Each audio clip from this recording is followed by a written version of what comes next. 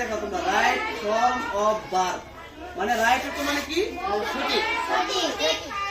right অর্থ কি সঠিক ফর্ম মানে রূপ ফর্ম মানে কি রূপ অফ মানে কি এফ অফ মানে কি আচ্ছা ও ডবল এফ যদি থাকে তাহলে তোমরা বলবা অফ আর যদি ও এফ থাকে তাহলে তোমরা বলবা অফ বলবা অফ তাহলে ও এফ অফ না অফ অফ ভার্ব মানে কি কাজ ভার্ব মানে কি কাজ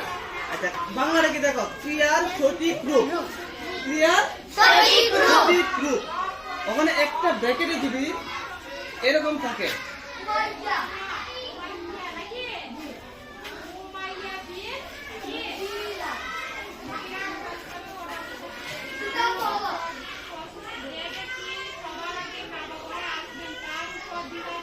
এই যে দেখো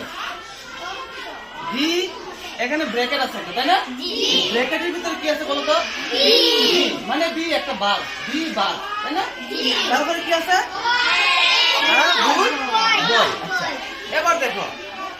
এখানে সাবজেক্টে কি আছে বলো এটা বলতে বলবো কোন পারসন থার্ড পারসন কোন নাম্বার সিঙ্গুলার নাম্বার তার মানে এই বি ভার্ব মানে কি আমরা আগে বলছিলাম বি ভার্ব মানে কি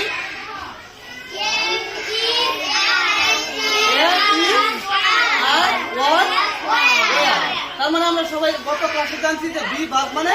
এম ইজ আর এবং এখানে একটা সিঙ্গুলার একটা ভার্ব বলবে কি ভার্ব সিঙ্গুলার একটা ভার্ব ওখানে দেখো তো এদিকে আছে এম তো আমরা জানি এম শুধু আই সাথে বসে তাই না এম ইজ আর এই তিনটার মধ্যে সিঙ্গুলার কোনটা বলো তো এটা হচ্ছে সিঙ্গুলার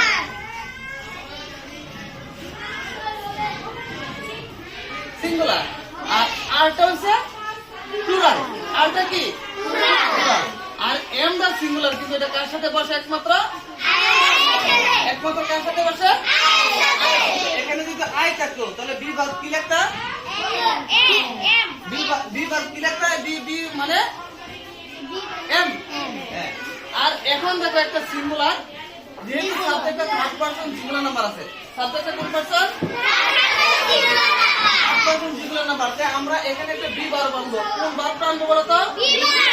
কোনটা আনবো বি ভার্ব কোনটা আনবো তার মানে এখানে কি হবে সঠিক উত্তরটা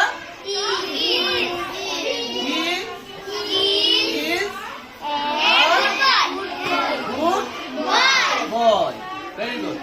এখন তোমরা বি মানে কি বুঝতে পারছো কিনা বলো বি মানে বুঝতে পারছো